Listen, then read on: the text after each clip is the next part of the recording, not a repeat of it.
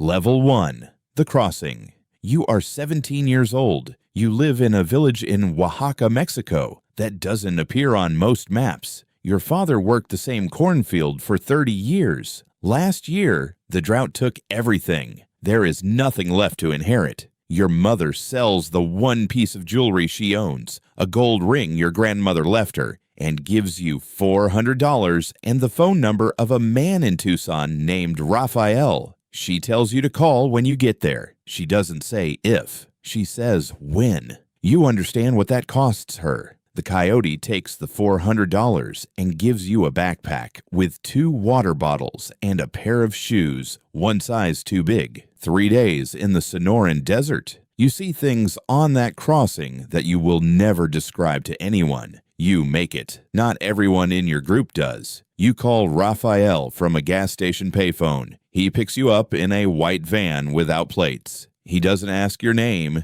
He doesn't need to. He's done this 100 times. You ride 4 hours north, crammed in the back with 6 other people who also survived the crossing. Nobody sleeps. Nobody talks. Los Angeles. Raphael drops you in a neighborhood called Pico Union. He gives you an address, a mattress on a floor, and 3 days to find work or find somewhere else. You don't know anyone. You don't speak English. You have $12 left. You sleep with your shoes on. Level 2. The Bottom. You find a job washing dishes at a Mexican restaurant on 7th Street. $6 an hour, cash, no paperwork. You work 14-hour shift 6 days a week. Your hands crack and bleed from the hot water. You send $80 home every 2 weeks. Your mother calls you every Sunday. You always say you're fine. You are not fine. You learn English the way people without options learn things. Obsessively, desperately, at 11 p.m. after your shift. Watching television with a dictionary on your lap. In 11 months, you speak it well enough to be understood. In 2 years, you speak it well enough to be underestimated. One Tuesday night, a man at table 4 tips you $40 on a $30 check. You stare at that $40 for a long time. It's more than a third of your daily wage. He's a contractor. He mentions offhand that he needs guys for a demolition job on Saturday. You show up at 6 a.m. He doesn't expect you. He remembers your face. That matters more than you know. You work construction for the next 3 years. You are always the first one there and the last one to leave. You learn to read blueprints by watching over shoulders. You learn what things cost by paying attention when nobody thinks you are. You are building someone else's buildings, but you are also building something else. You just don't have a name for it yet. Level 3. The First Move. You are 24 years old. You have $11,000 saved in a shoebox under your bed, not in a bank. You don't have the documents for that yet. Your boss offers you a crew supervisor position at $18 an hour. It's the most money anyone has ever offered you. You say no. He thinks you're crazy. You think you're late. You start your own crew. 3 men, a used truck you buy for $3,400, and a cell phone number on a handwritten flyer you put on every laundromat board in Pico Union. Your first job is removing a fence in someone's backyard for $200. You show up exactly on time. You leave the yard cleaner than you found it. The woman tells 2 neighbors. Those 2 neighbors each tell 2 more. You don't advertise. You still don't have papers. Word of mouth is the only marketing you can afford. It turns out to be the only marketing you need. In 6 months, your crew is 5 men, and you have more work than you can handle. You sleep 4 hours a night. You eat standing up. You stop sending letters home because there is no time. Your mother stops asking when you're coming back. You both understand why. A developer in Culver City needs interior demolition on a 12-unit building. $47,000 for 3 weeks of work. He wants a licensed contractor. You don't have a license. You find a man named Dennis who has a license but no crew, no reputation, and a drinking problem that cost him both. You split the job 70-30. Dennis signs the contract. You do the work. You read that $47,000 figure 3 times before you believe it. Level 4, the papers and the price. You are 27 years old. A man in your neighborhood sells you a social security number for $8,000. You know it's illegal. You know it belongs to someone who died in 1987. You also know that without it, you will spend the rest of your life being 70% of every job you do. You pay the $8,000.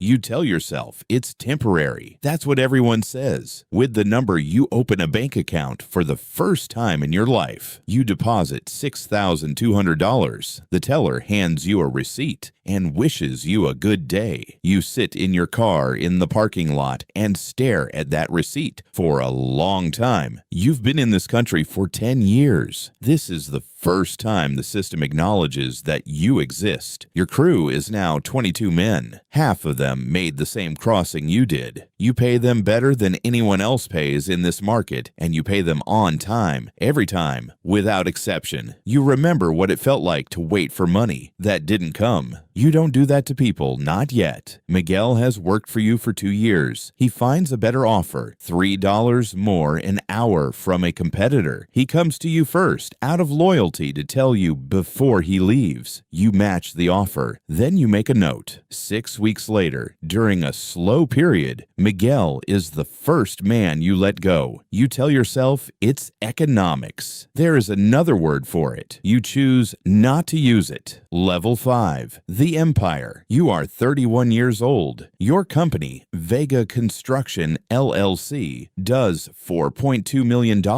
in annual revenue. You have an office in Inglewood, a foreman named Carlos who runs the crews so you don't have to, and an accountant named Linda who has never asked you a question you didn't want her to ask. You buy your mother a house in Oaxaca. She calls you crying. You hang up and stare at the wall for 20 minutes and feel something you cannot name. You bring your mother to Los Angeles for the first time. She sits in the passenger seat of your truck and watches the city go by with the expression of someone who cannot reconcile the place with the stories. You drive her past the restaurant where you wash dishes. She doesn't say anything. She puts her hand on your arm. That is the best moment of the next 10 years, and you don't know it yet. A contact introduces you to a city procurement officer. There is a contract for $2.3 million, resurfacing a city parking structure. It's yours, he says, if you add his brother-in-law's supply company as a vendor. The brother-in-law's company sells materials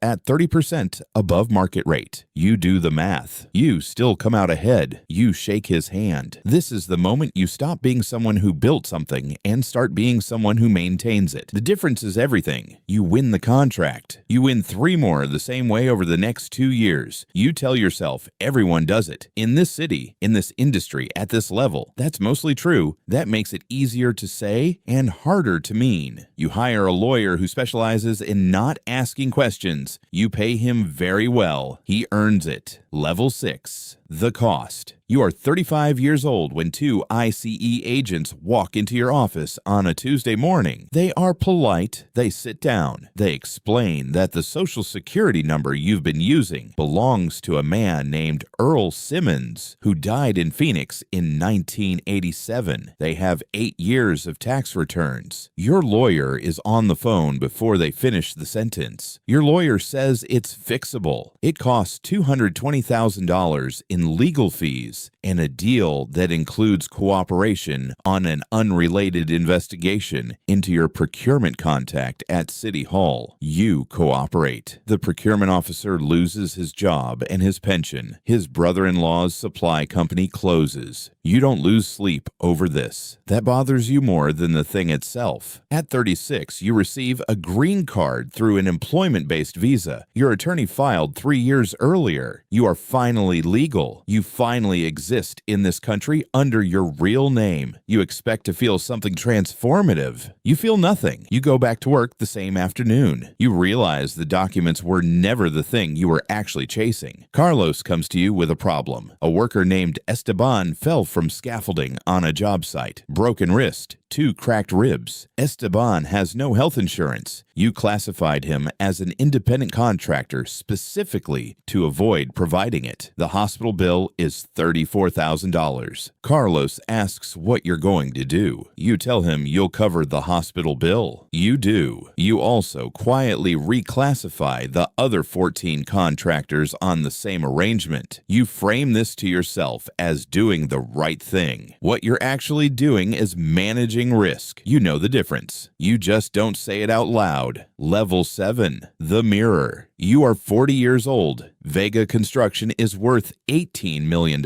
You have 90 employees, a house in Pasadena, and a profile in a local business magazine that calls you a testament to the American dream. You keep that magazine in your desk drawer. You have never shown it to anyone. You are not sure if you're proud of it or ashamed of what it doesn't say. A kid shows up at your office looking for work. He's 17, from a village outside Oaxaca, crossed 3 weeks ago, speaks no English, hands still cracked from the desert. Your foreman sends him away. No papers, no ID, too young. You see him from your office window, walking away down the street, backpack on, shoes too big. You know those shoes. You know that walk. You don't go after him. You tell yourself you can't afford the legal risk. That's true. You also know that 10 years ago, someone gave you a $40 tip and mentioned a job on a Saturday morning, and that single thing redirected the entire course of your life. You know what the difference is between you and that kid walking away. It isn't ability. It isn't drive. It's one Tuesday night at table 4. You don't go after him. Your mother visits for Christmas. On the last night, after everyone is asleep, she asks you something she has never asked before. She asks why you never came back, not why you stayed. She understands that. Why you never came back. You don't have an answer that's true and kind at the same time. You give her the kind one. She nods. She's known the true one for years. You built everything this country told you was possible. You built it with your hands, with 4 hours of sleep, with cracked skin, and a dead man's social security number, and $40 tips, and Saturday mornings, and deals that cost more than they paid. You sit in a house in Pasadena worth $1.4 million,